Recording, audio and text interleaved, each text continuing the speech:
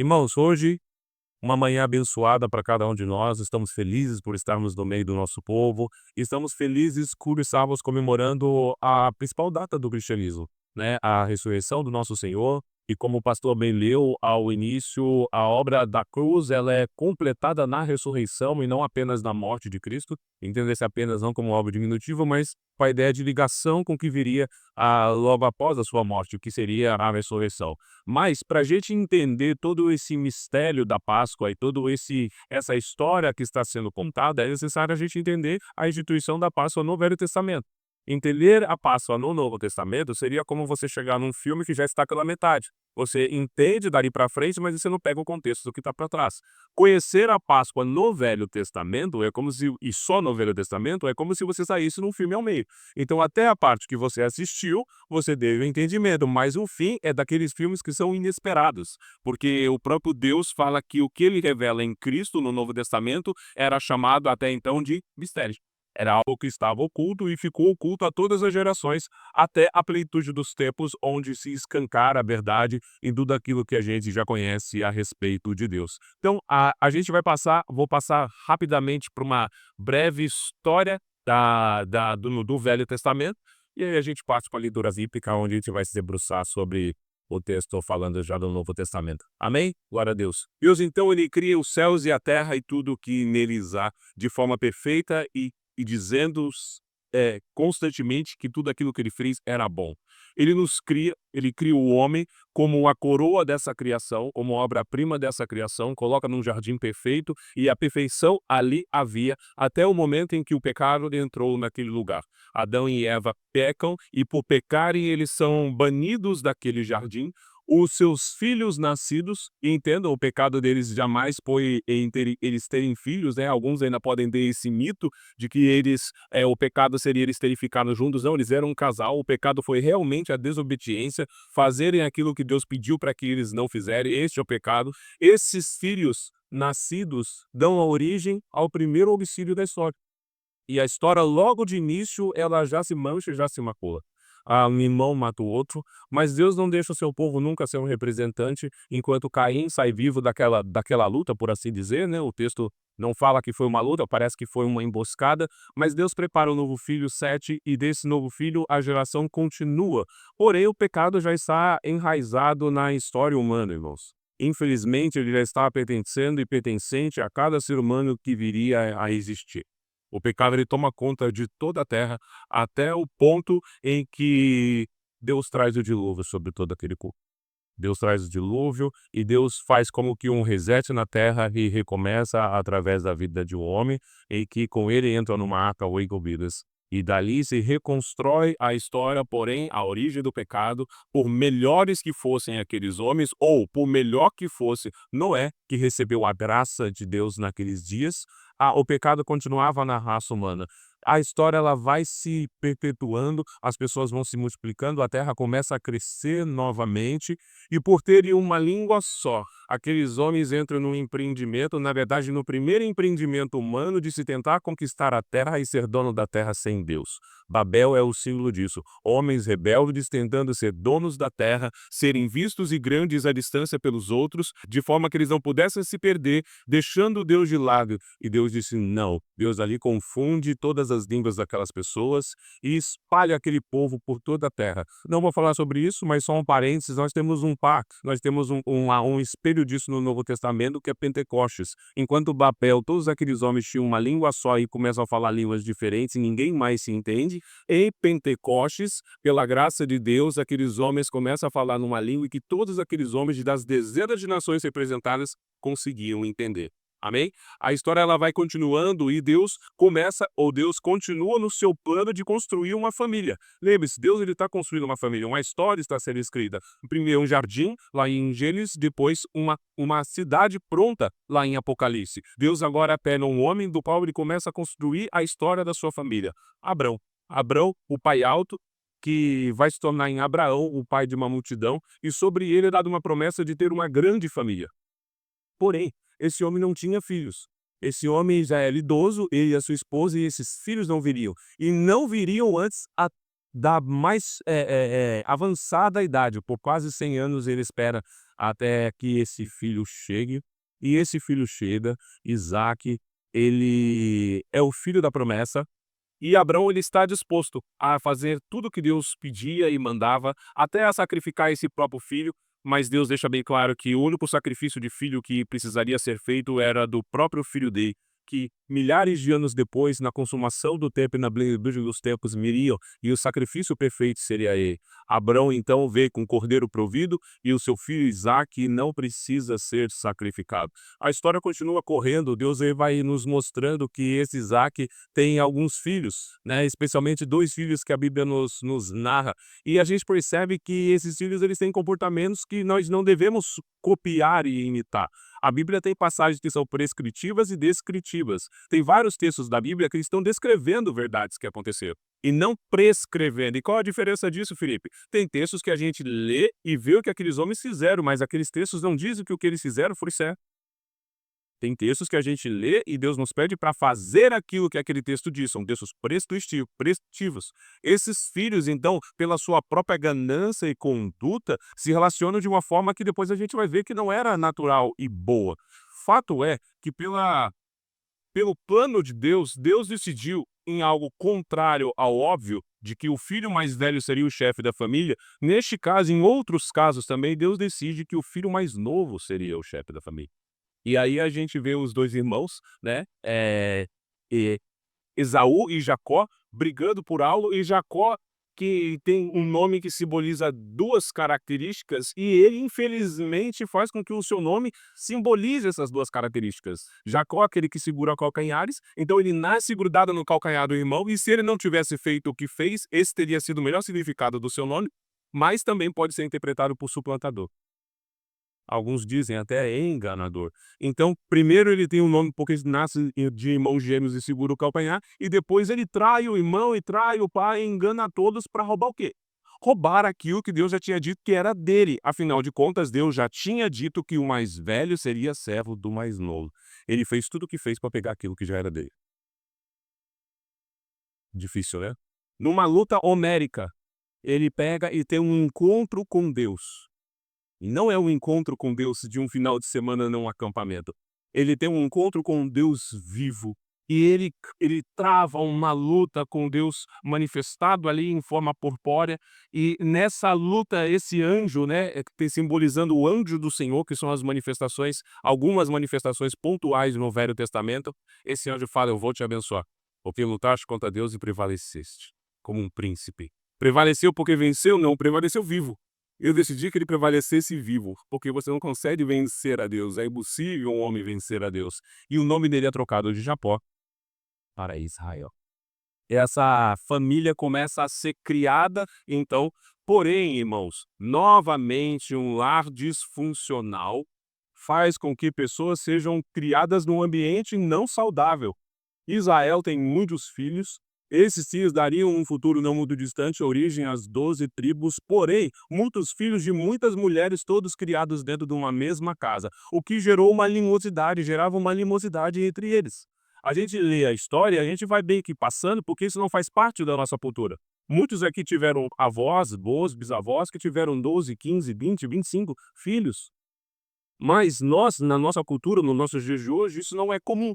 E na história dos seus avós, dos seus avós, dos seus bisavós, eles não tiveram essa quantidade de filhos com N mulheres ao mesmo tempo. Isso não faz parte da nossa cultura ocidental.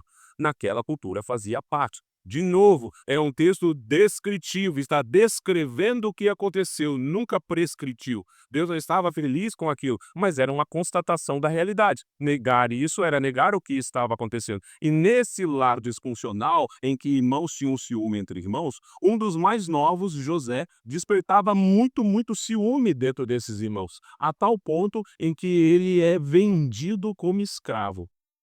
Os irmãos tinham tanta raiva dele que planejaram matá-lo, mas o mais velho, num vislumbre de consciência, falou assim: não, não mataremos, deixa ele no buraco, eu vou ali e volto, e quando ele volta, os outros pegam e já o venderam.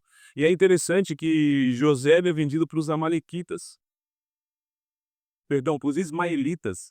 E se a gente for olhar a história que eu acabei não narrando, ismaelitas são descendentes de Ismael. E Abrão, que virou Abraão, antes de receber o filho da promessa, que era Isaque, tentou ajudar a Deus, ficando com a sua serva e tendo um filho com ela. Toda vez que o homem tenta ajudar a Deus e coloca a mão naquilo que não é dele, algo errado acontece e não dificilmente esse errado gera consequências para as próximas gerações. Ironia do destino, né, e a gente sabe que não tem ironias com Deus. Ele é vendido para alguém que deveria primeiro não existir, né, porque se Abrão tivesse feito certo, isso não deveria existir, e um parente. Ele então é vendido e depois revendido como uma mercadoria para o Egito. E no Egito ele se torna um grande homem, tão grande que ele só não é maior do que o próprio faraó. E nesse período em que ele está lá como um grande homem, uma grande fome veio sobre toda a terra. Quando a gente fala toda a terra, era algo muito menor do que conhecemos hoje, por certo, mas era toda a terra conhecida naqueles dias. Aquele povo vivia de forma agrária, qualquer mudança climática fazia com que eles não tivessem colheitas. Isso não mudou muito. Toda vez que você vai ao mercado, o leite está caro, você pode ter certeza que tem pouco pasto. Se tem pouco pasto, significa que vai ter que dar ração para o gado. Se vai ter que dar ração para o gado, o leite fica caro. Ainda hoje somos influenciados por clima, mas naqueles dias exclusivamente influenciados por clima. Uma grande fome vem, José tem um discernimento de Deus e se torna o que possivelmente foi o maior administrador de todos os tempos. Ele cria um plano de contingência para que nos próximos anos tivesse fartura não apenas para o Egito, mas fosse suficiente para alimentar toda aquela terra conhecida e próximo o suficiente para que viesse até o Egito comprar as coisas. A fama de José cresce e, nesse interim, lembra, ele foi vendido pelos irmãos, obrigado a ele estar com a família. Ele foi arrancado da sua família e o seu pai tem ele como morto. E nesse instante a gente vê uma das passagens mais lindas da Bíblia. Por intermédio da fome e que está acontecendo no mundo, a família dele vem procurar comida. A família dele vem procurar o que comer. E José, primeiramente disfarçado, mas depois ele escancara quem é ele.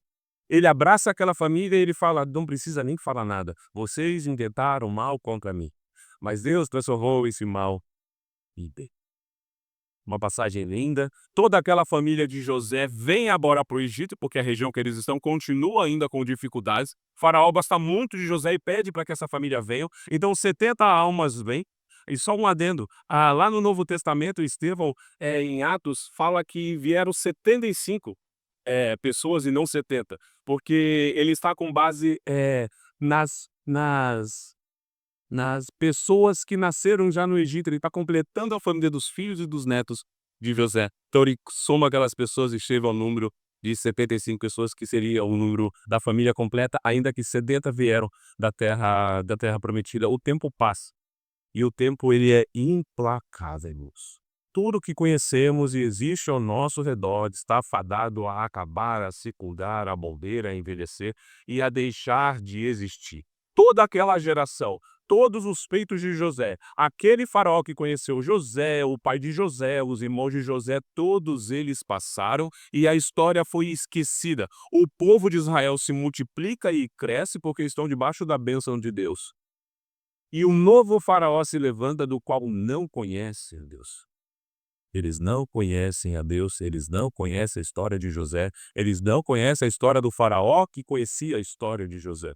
Foram apagados com a história. E começa uma perseguição a esse povo judeu e a uma escravidão desse povo judeu. Existe uma promessa que foi dada para Abraão de que por 400 anos eles seriam escravos em terra estranha.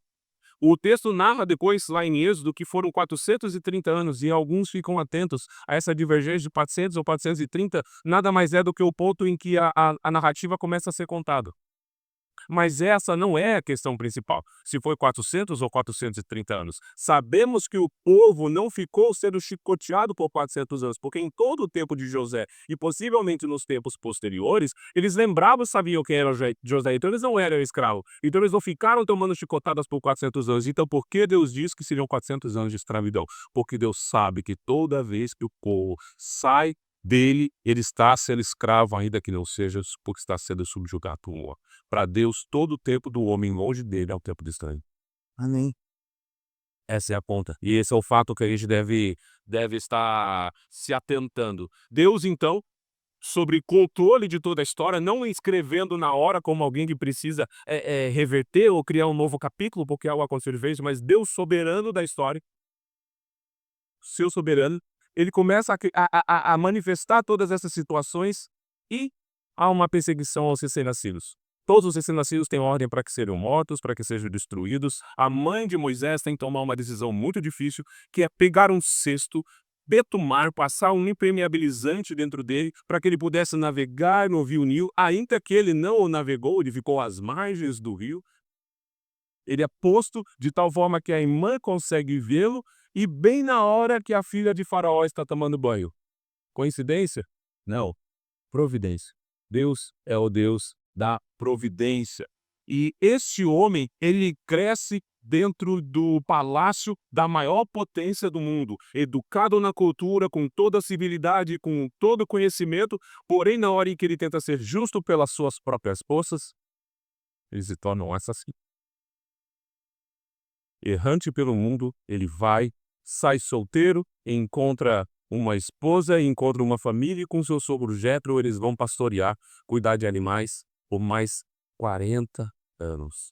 O texto narra que Deus ouve o clamor do povo. E eu quero que vocês frisem algo muito grande no coração de vocês. Deus não age porque ouve o clamor do povo. Deus não é reativo como nós, em que estamos andando, alguém nos chama, nós olhamos para entendermos o que está acontecendo e quem nos chama. Não, Deus usa isso como meio da sua graça. O clamor não é um gatilho para que Deus haja, mas é o meio pelo qual Deus deseja agir para livrar aquele povo. E depois desse homem por 40 anos caminhando no deserto, ele agora recebe essa investidura de Deus e a missão para ir libertar o povo. E depois das 9 pragas, que nós já conhecemos, se você não se lembra, depois você pode ler esse texto em casa.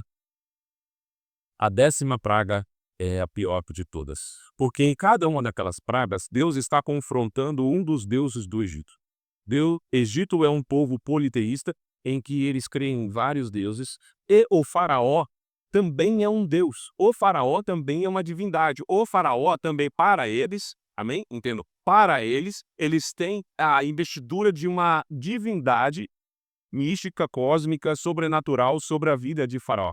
E a 10ª praga é que todas as casas em que não tivesse os umbrais marcados com o sangue do cordeiro, o anjo da morte o passaria e todos os primogênitos, quer de homens, quer de animais, perderiam a vida naqueles dias.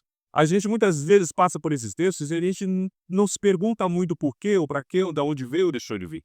Hoje existem evidências históricas de que os egípcios tinham um costume de escrever palavras mágicas, rezas místicas, nos batentes das suas portas. Entendam, o povo de Israel nasceu no Egito e natural é que se aculture ao país de onde você nasce.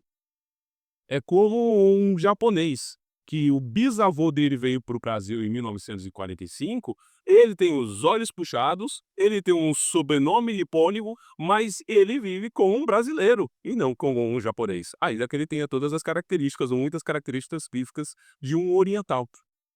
O povo de Israel é a mesma coisa. Eles estão, então, num mundo em que eles se aculturam aquilo. Então, quando Deus pega e fala que o sangue do cordeiro precisa ser passado nos umbrais, já existiam orações místicas da fé que eles começaram a professar naquele interim. Deus está dizendo, eu vou pular por cima nessa casa, mas só da casa daqueles que renegarem essa fé pagã e servirem ao verdadeiro Deus, o Deus de Israel. Essa é a Páscoa. Eles têm de comer o cordeiro completo,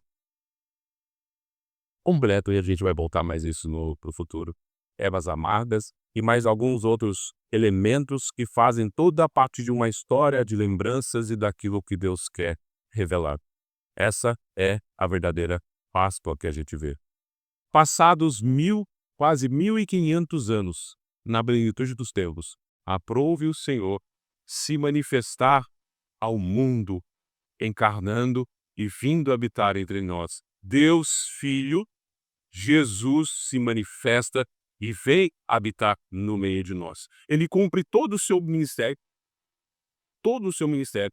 fazendo o que fez, pregando o que pregou, ensinando o que ensinou, passando por onde passou, e o ápice do seu ministério, a semana, né, em que a gente fala da paixão de Cristo, e alguns não entendem esse termo paixão, que do latim ele tem a ver com sofrimento, e quando a gente pega e pensa em paixão, a gente pensa só em coisas, né, até que boas, né, ainda que paixão seja um paralelo do amor, não é amor, mas é um paralelo do amor, a gente imagina como um algo bom, e quando a gente ouve paixão de Cristo, o sofrimento é porque ele era apaixonado por mim, não, porque ele sofreu por você, é porque ele sofreu comigo, isso é a paixão de Cristo. E não só naquela semana, né, que a gente, aquela fatídica semana, mas Cristo é o Deus que encarnou entre nós, mas o plano dele morrer por cada um de nós já existia desde a eternidade. Aleluia.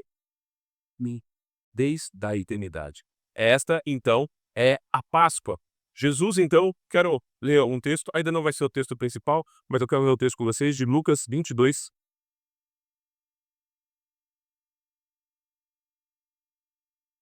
Alguém se puder trazer um copo d'água para mim? Fico muito grato. Ah, ouvi, Alex. Só. Já tá obrigado, olha, poxa, eu tô me sentindo envelhecido aqui, vários irmãos, uma fila ali para trazer copos d'água para mim. Lucas 22, a partir do verso 14, diz assim: Chegada Chegada a hora, Jesus se pôs à mesa com os apóstolos e lhes disse: Tenho desejado muito comer essa Páscoa convosco, antes do meu sofrimento. Pois vos digo que não a comerei mais até que ela se cumpra no reino de Deus. E tendo recebido um cálice e dado graças, disse: Tomai-o e repartiu entre vós. Porque vos digo que a partir de agora não mais beberei do fruto da videira, até que venha o reino de Deus. Tomando o pão, tendo dado graças, partiu e entregou a eles, dizendo: Isto é o meu corpo dado em favor de vós. Fazei isso em memória de mim. Jesus, como judeu, comemora a Páscoa. Porém, ele, enquanto judeu, enquanto Deus, comemora a Páscoa, mas ele não pede para que nós cristãos comemoremos a Páscoa da mesma forma que o judeu estava comemorando a Páscoa, porque existia todo um simbolismo e a consumação do tempo estaria ali, sendo findada. Jesus então fala: Eu sou o Cordeiro de Deus que tira o pecado do mundo. Não será mais necessário sacrifícios anuais para que as pessoas tenham pecados cobertos. Eu sou o Cordeiro de Deus que tira o pecado do mundo. No texto original da Bíblia, a gente não vê a menção de vinho, mas os judeus comemoram a Páscoa com vinho.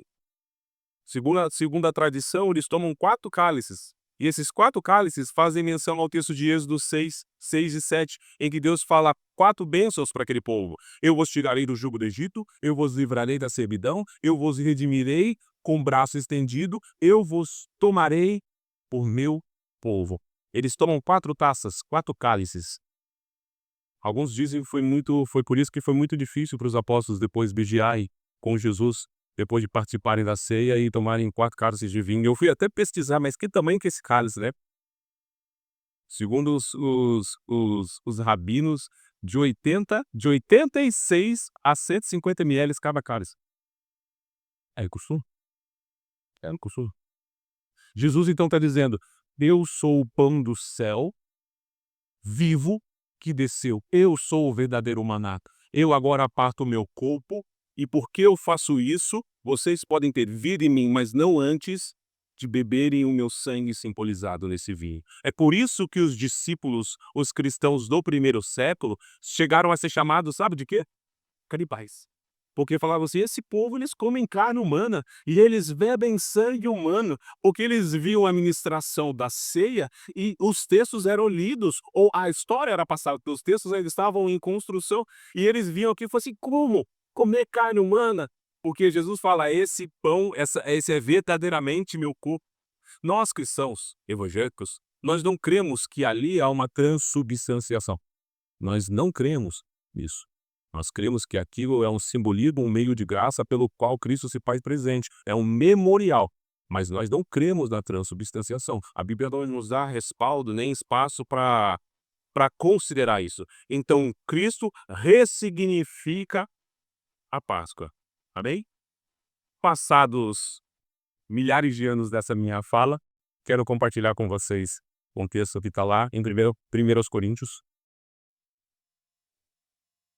capítulo 11.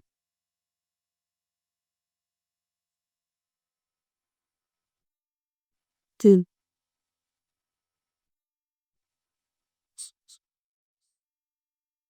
A partir do verso 17. O texto diz assim, 1 Coríntios 11, a partir do verso 17.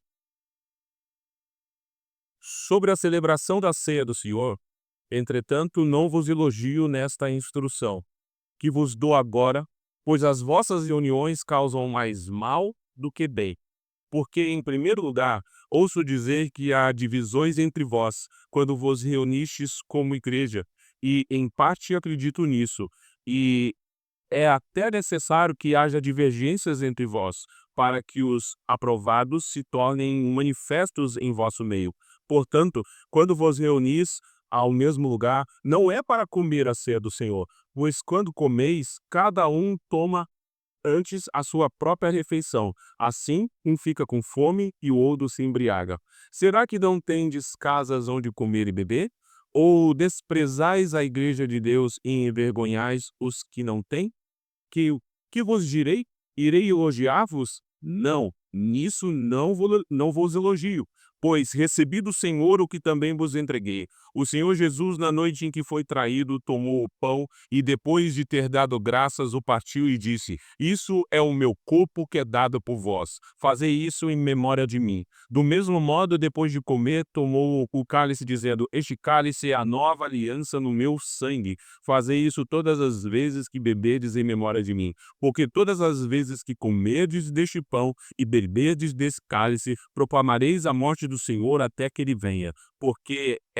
Por essa razão, quem comer o pão e beber o cálice do Senhor de maneira indigna, será culpado de pecar contra o corpo e o sangue do Senhor. Examine-se, pois, o homem a si mesmo, e dessa forma coma o pão e beba o cálice. Pois quem come e bebe sem ter consciência do corpo do Senhor, come e bebe para sua própria condenação. Por causa disso, há entre vós muitos fracos, doentes e muitos que já morreram. Mas, se julgássemos a nós mesmos, não seríamos condenados. Quando, porém, somos julgados pelo Senhor, somos corrigidos para não sermos condenados com o mundo. Portanto, meus irmãos, quando vos reunis para comer a ceia, esperais uns pelos outros. Se alguém tiver fome, coma em casa, a fim de não vos reunides para a condenação. Quando há mais coisas, eu vos instruirei quando vos visitar. Feche seus olhos. Pai, em nome de Jesus. Eu peço que tudo isso que foi falado até agora, o primeiro trecho inicial da escritura lida e esse trecho maior lido, possam ter poder de ressuscitar o que está morto, curar o que está doente e trazer novamente à existência aquilo que já deixou de existir dentro de cada um de nós. A tua palavra é poderosa para nos mudar de todas as formas e nós pedimos que isso aconteça nessa manhã. Em nome de Jesus. Amém. Amém. Depois de tudo que eu disse, que os discípulos começam a colocar em prática as ordenanças do próprio Mestre, Jesus. E agora o apóstolo Paulo, ele está ensinando para a igreja de Corinto aquilo que ele recebeu do próprio Cristo. E é interessante que ele é um apóstolo que não estava sentado à mesa. Quando ele fala, eu recebi do Senhor, ele literalmente recebeu de Cristo essas orientações, porque ele não era uma testemunha ocular daquilo que estava acontecendo. O apóstolo Paulo, ele começa então, antes de falar o que era a ceia, ele começa a falar o que não é a ceia do Senhor. E ele começa a expor os problemas da igreja de Corinto, mas entenda, irmãos, essa igreja, ela é tipológica, ela foi real, existiu, tinha um local geográfico, ela tinha um grupo de pessoas e ela foi totalmente real, mas ela não representava apenas aquilo que aconteceu naqueles dias. Por isso um texto escrito para elas e por isso essa igreja e esse texto escrito para essa igreja tem tanto significado em cada um de nós. São seres humanos agindo como tal. E o apóstolo Paulo vai colocar e pontuar aquilo que está acontecendo. No início da igreja cristã, a ceia do Senhor ela era ministrada ou celebrada basicamente em todas as reuniões que eles faziam. E ela não tinha as características que temos hoje, de uma pequena porção de cada evento do que faz parte da ceia. Ela era como se fosse um jantar. Ela tinha até um nome, era a festa do amor, a festa ágape, em que cada um trazia algo para aquela festa e a celebração era feita em comum acordo, em comum com todos eles. Hoje, o ápice da pregação do culto cristão é esse momento que estamos aqui, a pregação do evangelho, não desprezando nem menosprezando qualquer um dos outros pontos do culto. O culto começou desde quando você decidiu no seu coração de que estaria aqui nessa manhã, amém? Mas hoje, no nosso contexto cristão, o ápice do encontro dos cristãos é a pregação do evangelho. Naqueles dias, o ápice também era a pregação do evangelho, mas ele tinha muito de perto essa ideia da comunhão, de estarem juntos. Por quê? Porque aquilo que daria força para tudo aquilo que eles viriam a passar. O que não foram poucas coisas, irmãos? Os cristãos da igreja primitiva passavam por coisas e situações que nós, só em livros, conseguimos ler ou tentar compreender. Então eles traziam as suas coisas e estava acontecendo algo horrendo dentro da igreja. Eles traziam a sua comida, eles traziam a sua bebida e eles, o que dá a entender é que eles colocavam meio que diante de si próprio aquilo que traziam. Eles simplesmente comiam aquilo que traziam de forma a se fartasse e eles bebiam até ficar embriagados, e esse termo embriagado é embriagado de alvo, mas também é, um embriago de exagero do pecado da carne que toma lugar de você comer e beber até passar mal. É essa a ideia que está intrínseca nesse termo. Aqueles cristãos, então, não tinham a menor preocupação com a comunhão que era proposta naquele momento. O apóstolo Paulo, então, vem falar com eles: vocês não estão com medo da ceia do Senhor, vocês estão com medo das suas próprias ceias. E alguém pode fazer: mas isso é tão sério assim? É muito sério. E ele disse o quanto isso é sério. Na sequência do texto, o apóstolo Paulo, então, ele começa um momento de correção. Ele fala assim: vocês estão com fome? Como na casa de vocês. Porque isso aqui não é apenas uma refeição comum. Refeições comuns vocês fazem à casa de vocês. Aqui é um encontro de santos, em que nesse ato dessa comunhão, deste alimento, representa muito mais do que simplesmente uma refeição em que se farta o som. É algo muito sério. É algo muito precioso. E nós, cristãos, 2025 anos depois, não podemos perder de vista isso que estava acontecendo lá.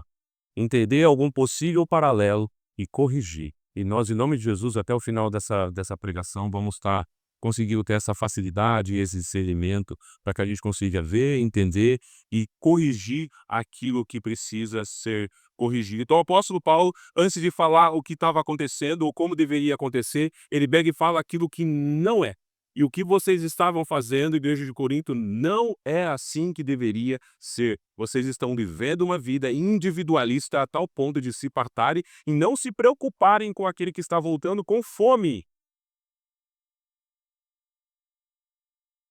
Nós estamos na região mais rica do Brasil. O Brasil é um país rico, ainda que tenha lugares muito pobres. Nós estamos na região mais rica do Brasil, mais próspera, mais desenvolvida. Sul e Sudeste, as regiões mais prósperas e mais desenvolvidas. A níveis internacionais, compararmos com pares de outros países. A fome nessas regiões aqui não são tão comuns. Mas eu tenho certeza que vocês lembram de histórias dos mais velhos. De que tiveram momentos da vida que não tiveram o que comer. Talvez vocês mesmos não tenham passado.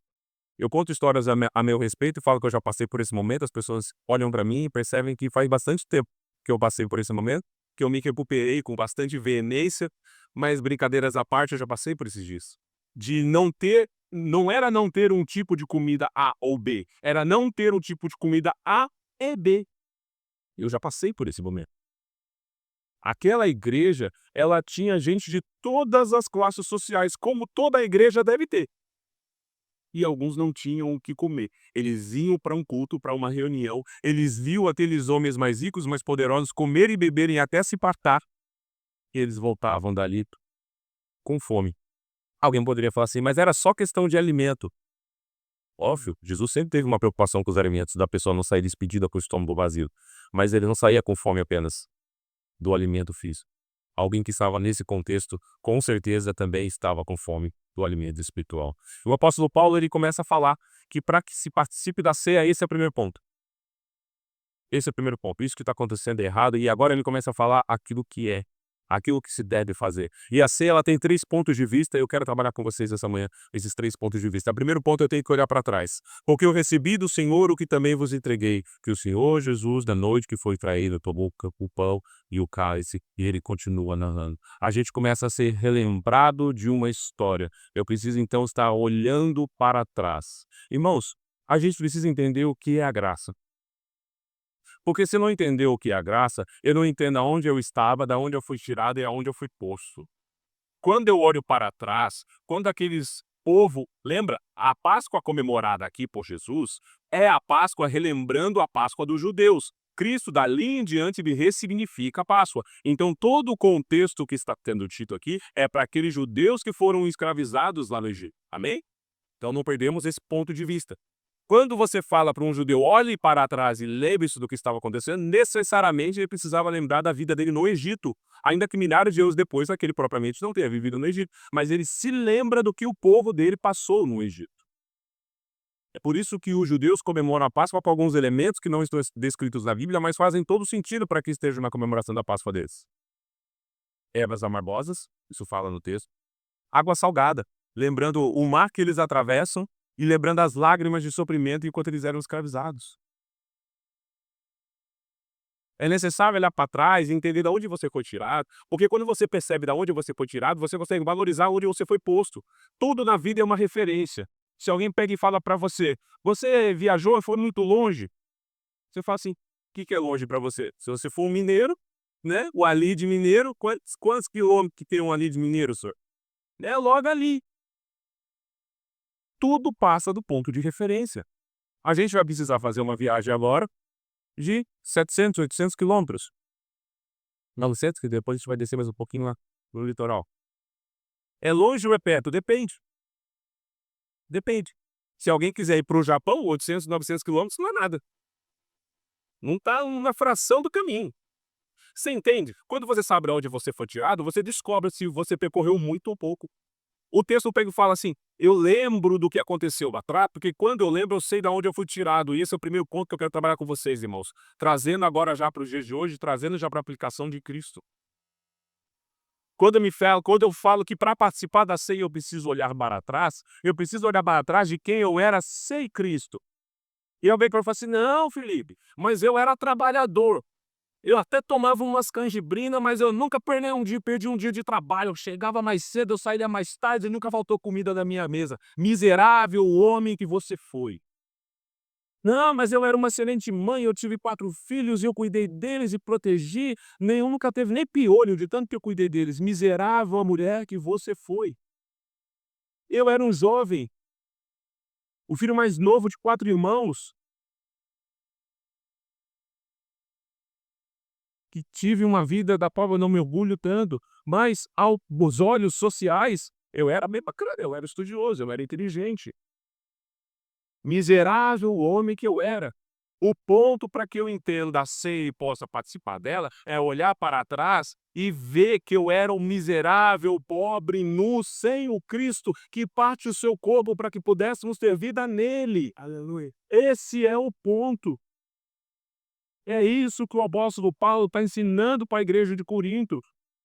E visível que está ensinando, porque é visível que o texto mostra que eles não estão praticando. Quem não olha para trás e entende quem era, não consegue ser visto aonde foi posto.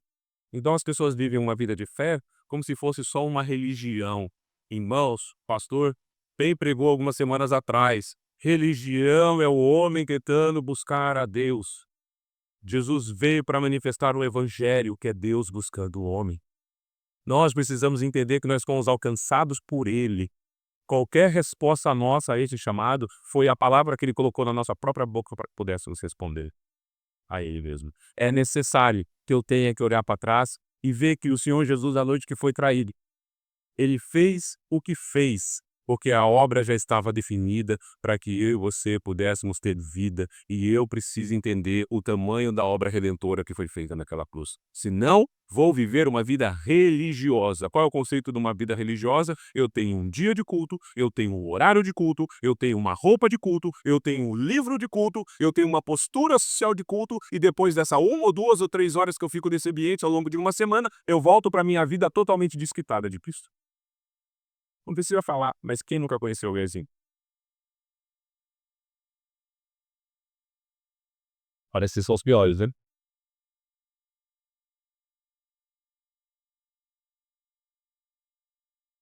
Eu preciso desse discernimento. Eu preciso ter essa percepção daquilo que Deus quer que eu faça, que Deus quer que eu entenda, que Deus quer que eu participe, para que todo o significado daquilo que foi feito se cumpra e aconteça na minha vida. Esse é o ponto que precisa estar visto. Mas eu também preciso olhar para o futuro, irmãos. Se eu preciso olhar para o passado, eu preciso olhar para o futuro. Verso 26, a parte B, só o finalzinho, diz assim: proclamareis a morte do Senhor até que ele venha. Tudo que está acontecendo, irmão, é uma história sendo contada. Tem uma história sendo contada de um Deus que criou o jardim e por fim vai trazer uma cidade, de um Deus que se apresenta a Adão e Eva como o companheiro do jardim, se apresenta a Moisés como o grande eu sou, e essa declaração é assustadora, a gente não consegue contemplar o quão assustadora é, mas o Deus que é algo grandioso, é o Deus que vai se manifestando ao longo de cada etapa até chegar em Cristo e falar assim: o Deus eu sou eu. Eu estou aqui encarnado, habitado no meio de vós. E a obra redentora de Cristo, ela se finaliza no sentido de ser completa para a nossa salvação com a ressurreição, como o pastor bem leu no começo, mas isso não é o fim. Isso não é o fim, irmãos. Como eu disse, esse breve e momentâneo tempo de sofrimento para alguns quando estão passando lutas, de fartura e bonança quando tudo está dando certo, não é o fim. O nosso lugar não é aqui. Nós precisamos entender isso, porque isso faz parte do entendimento da graça. Senão a gente vai viver como usurpadores daquilo que Deus nos deu para proporcionar a vida a níveis apenas humanos. Que absurdo isso, irmãos. Quando eu anuncio a morte do Senhor até que ele venha, quando alguém morre por um motivo, o motivo da morte dele é lembrado cada vez que eu celebro a ceia do Senhor. E o motivo sendo lembrado me faz lembrar do ponto anterior, que eu já olhei para trás, e me faz entender de que ele vai voltar, irmãos. Né? Ele vai voltar. Então eu digo que esse breve e momentâneo sofrimento para aqueles que sofrem, ou não se engane, esse breve e momentâneo momento de bonança que a sua vida possa estar vivendo passará. Passará, ele vai voltar para buscar a sua igreja. Tudo isso que conhecemos não existirá mais como conhecemos. A perfeição será restabelecida. E eu entendo que essa graça precisa alcançar a mais do que a mim.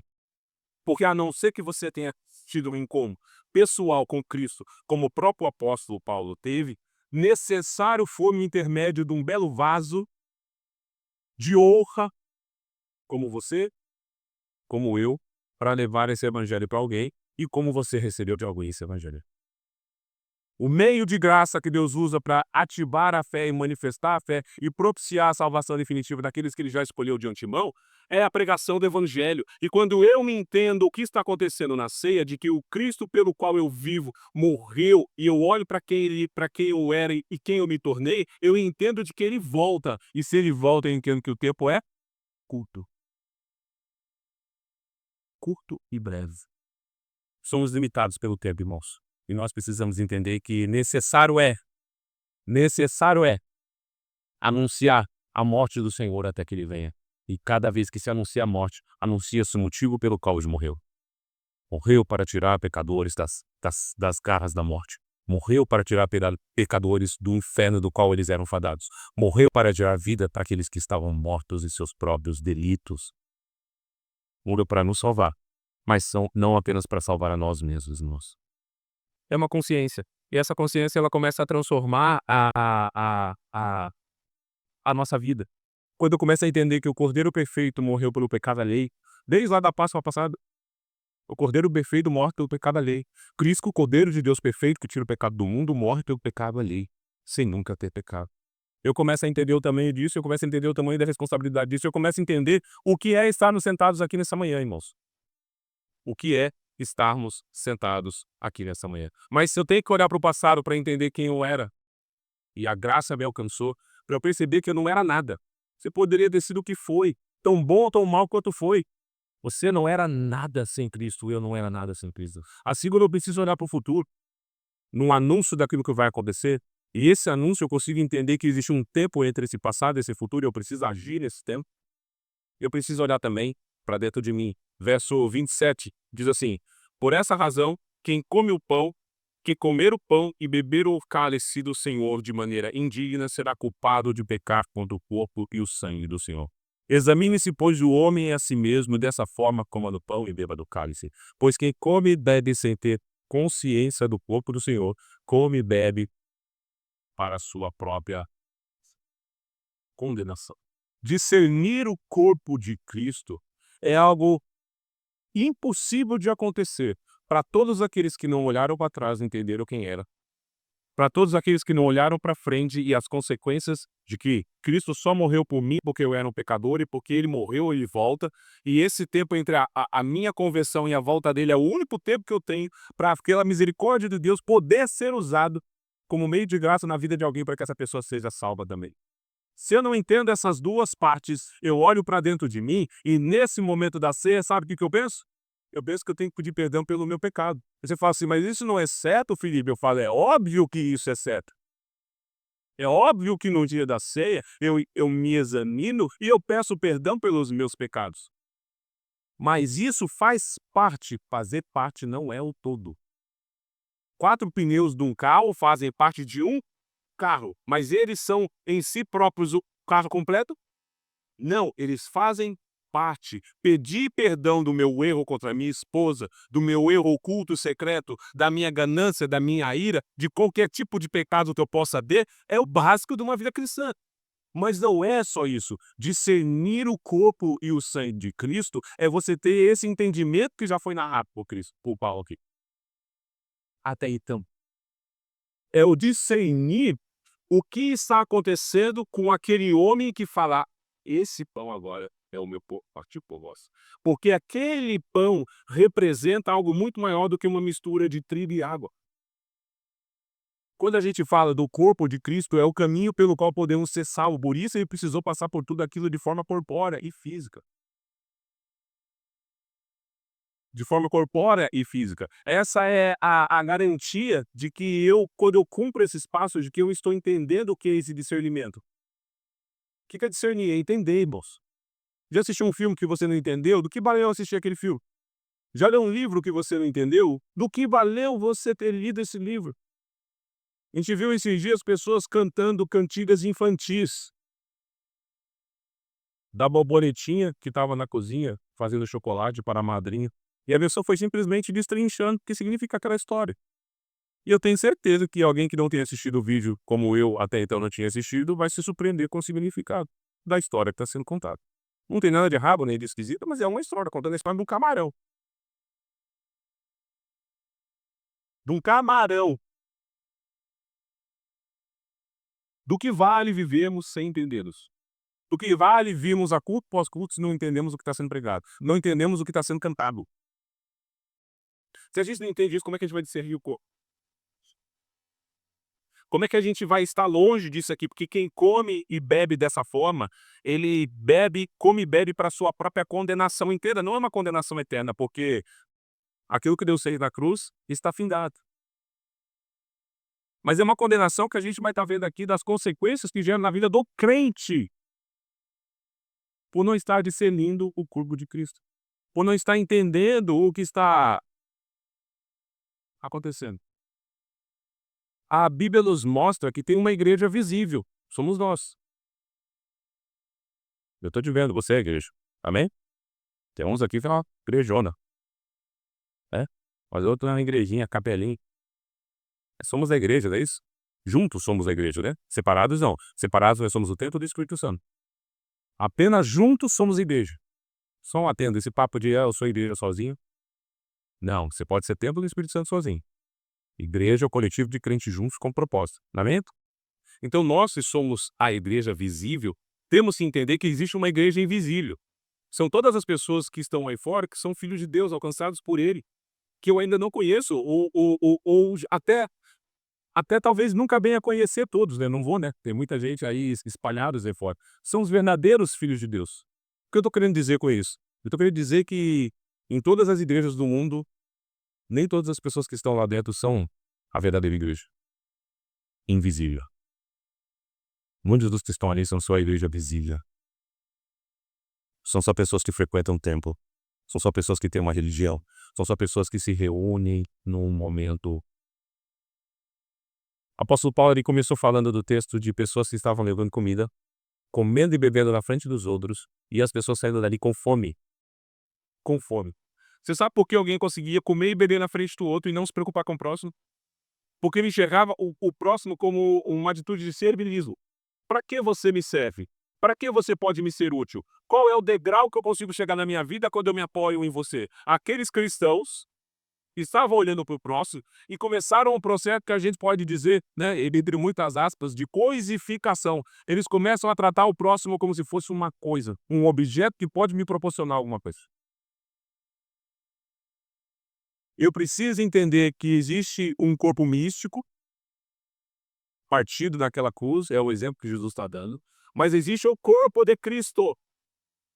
E eu preciso ter esse discernimento desse corpo de Cristo.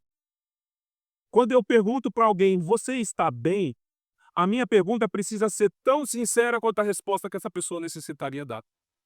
E hoje qual é o estado em que vivemos? Você está bem e um joinha, qual a diferença no meio social? Você está bem é um novo joinha. É tipo joinha. De uma distância segura, para que você não entre na minha vida apontando os seus problemas, já basta os meus.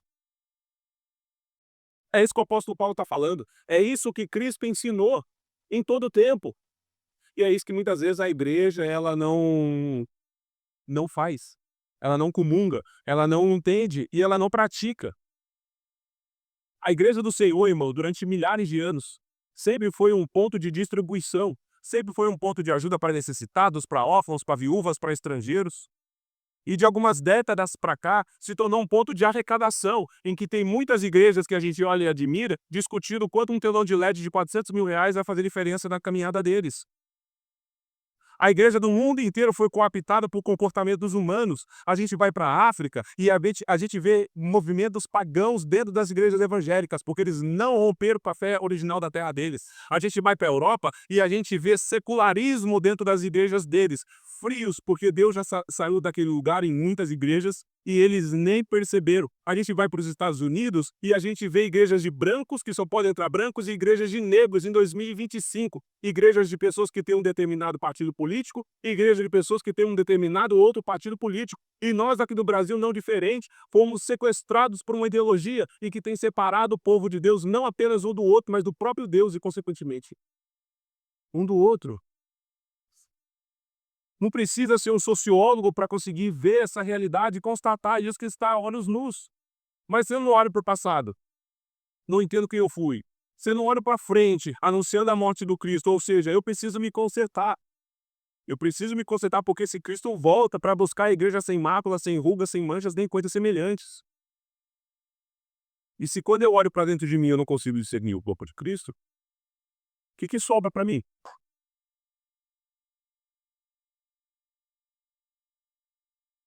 Para finalizar,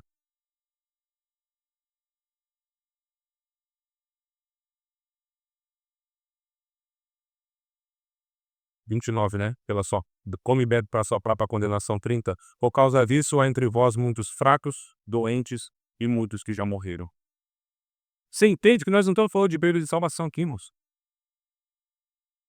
O que o apóstolo Paulo está dizendo é que quando você participa do corpo de Cristo sem discernir o corpo de Cristo, quando você está participando disso sem entender quem é Cristo e tudo o que está acontecendo, existe um juízo. Por causa disso há entre vós muitos fracos, doentes e muitos que já até morreram. Ninguém consegue ser saudável em área nenhuma da vida se não é saudável na área que Deus deu vida, o Espírito. Não há salvação, não há saúde. Com isso, eu não estou dizendo que qualquer doença física que você possa ter ou vir a ter é consequência disso. Mas você precisa fazer o autoanálise de você mesmo. Eu não tenho essa propriedade para arbitrar em nada sobre a sua vida. E sobre a vida de ninguém, a não ser sobre a minha própria vida e sobre a minha própria existência. Não deixe que esse comportamento gere raízes dentro de você. Gerar uma raiz vai gerar uma árvore. E não demoradamente vai vir um fruto. E você não vai estar pronto para colher o fruto que você mesmo está plantando. Eu não estarei pronto para isso se eu permitir que isso aconteça na minha vida. Então, se eu olhei para o passado, olhei para o futuro, olhei para dentro de mim, o texto finaliza, né? Quando ele pega e fala, porém, verso 33. Portanto, meus irmãos, quando vos reunis para comer a ceia, esperais uns pelos outros. Eu olho para trás, eu olho para frente, eu olho para dentro de mim e eu preciso ter esse discernimento de olhar ao meu redor. Quando ele pega e fala, espera uns pelos outros, é um entendimento muito mais profundo do que já é profunda a ideia de você esperar o outro para comer a ceia. Quando ele pega e fala, espera um pelo outro, espera um pelo outro na sua vida, espera um pelo outro na sua vida cristã. Vocês já perceberam que cada um tem um time, um tempo de caminhada? Tem pessoas que estão há alguns meses, ele está com a vida bem desenvolvida em Cristo. Tem pessoas que estão há alguns anos e ela está com a vida não tão desenvolvida em Cristo. E você começa a perceber isso, em que umas pessoas se desenvolvem mais rápido e umas pessoas se desenvolvem mais devagar. E sabe o que isso está sendo dito? Espere uns pelos outros. Quando aquele povo caminhava no deserto para chegar até a terra prometida depois de terem sido libertos da escravidão, vocês acham que eles caminhavam na velocidade em que os guerreiros poderiam caminhar? Vocês acham que eles caminhavam na velocidade em que os jovens fortes e viris poderiam caminhar? Eles caminhavam na velocidade das crianças, dos idosos, dos doentes, das mulheres grávidas. Era nessa velocidade que eles caminhavam, ainda que individualmente pudessem ir mais rápido, eles caminhavam enquanto povo, enquanto nação. Nós somos o corpo de Cristo, nós precisamos caminhar juntos. A facilidade que algum pode ter não pode ser a fragilidade na vida do outro. Eu preciso ter esse discernimento e para isso eu preciso discernir o corpo de Cristo. Para isso eu preciso discernir o corpo de Cristo. E como, né, eu consigo estar trazendo essa ideia para dentro de mim? Deus tirou o povo do Egito com um propósito. Não vou abrir, mas eu vou ler. Êxodo 5:1. Deixai meu povo ir para que me celebre uma festa no deserto. Êxodo 8:1. Vai ter com Faraó e diz-lhe, assim diz o Senhor, deixe o meu povo ir para que me sirva. Eles foram tirados do Egito com um propósito, que era servir e festejar, comemorar uma festa ao Senhor.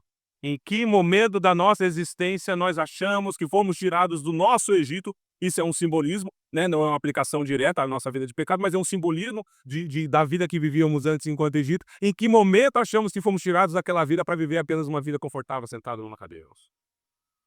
Em que momento isso aconteceu, queridos? Que parte? Em que parte? Poxa, vivemos num país em que a AIDS cresce entre os idosos, porque hoje eles são viúvos, hoje eles são separados e eles têm sexo de forma desvairada com várias parceiras, com vários parceiros. Poxa, não eram esses idosos que estavam proibindo e educando esses jovens e os filhos e os netos deles, e agora eles estão incumbidos nos próprios pecados e se algum dia eles condenaram? Temos visto uma juventude pensando na sua juventude. Ó, homens e mulheres maduros pensando em como podem ter mais conforto dentro das suas casas, nos seus carros, como terem celulares mais rápidos, computadores mais fortes. Eu acho que eu estou fazendo algo errado. Eu acho que eu estou fazendo algo errado. Eu acho que eu estou vivendo de uma forma que não é isso aqui. Eu acho que tem espaço para eu melhorar. Eu acho que eu tenho que me preocupar com a minha vida, mas eu acho que eu tenho que discernir mais o corpo. Eu acho que eu preciso perguntar como você está.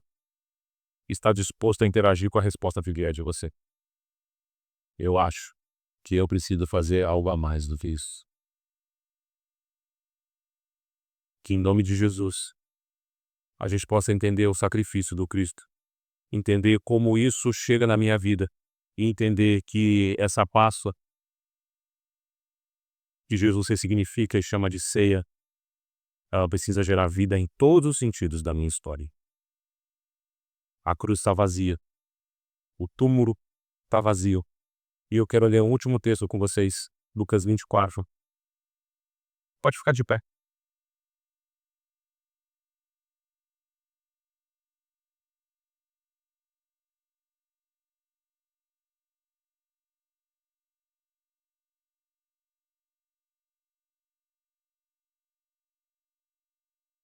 A partir do verso 1 diz assim: E no sábado descansaram conforme o mandamento.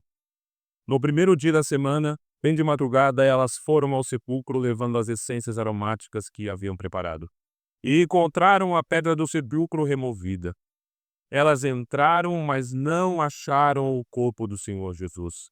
E ficaram perplexas com isso. Então lhes apareceram dois homens com roupas resplandecentes.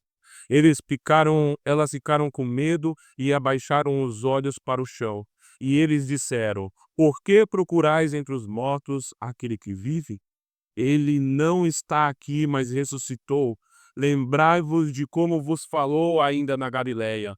É necessário que o Filho do Homem seja entregue nas mãos dos homens pecadores, seja crucificado, ressuscite ao terceiro dia. Então eles se lembraram das suas palavras e, voltando do sepulcro, anunciaram todas essas coisas aos 11 e a todos os outros. As mulheres que relataram essas coisas aos apóstolos foram Maria Madalena, Joana, Maria, mãe de Tiago, e outras que também estavam com eles. Mas as palavras delas lhes pareciam delírios e não lhes deram crédito. Muitos vão achar que esse Cristo ressurreto é um delírio, mas eu e você precisamos ser o marco da verdade em que esse Cristo ressuscita e me deu vida eu estando morto. O delírio deles hoje será um arrependimento por não ter vindo antes da manhã. Como eu e você nos arrependemos por não termos crido e conhecido esse Cristo antes, tantas coisas não teriam acontecido, tantos caminhos difíceis não teríamos passado. E alguém pode dizer: Felipe, ainda em Cristo eu passei por muitos momentos difíceis, mas nos deu uma esperança que esse breve e momentâneo tempo de provação passará, que em breve veremos ele vindo como foi assunto aos céus, com som de trombeta, um alarido de anjos. Aqueles que estiverem mortos ressuscitarão primeiro, os que estiverem vivos terão seu corpo glorificado, e encontraremos o nosso Senhor nos ares. Enfim, estará consumado. Persevera, aguenta firme, não desanima, fecha as fissuras da sua roupa, da sua armadura, da sua existência, corrige os seus erros. Olhe para o passado, olhe para o futuro, olhe para dentro de você e olhe para o seu próximo. E Deus abençoe cada um de nós essa manhã. Em nome de Jesus.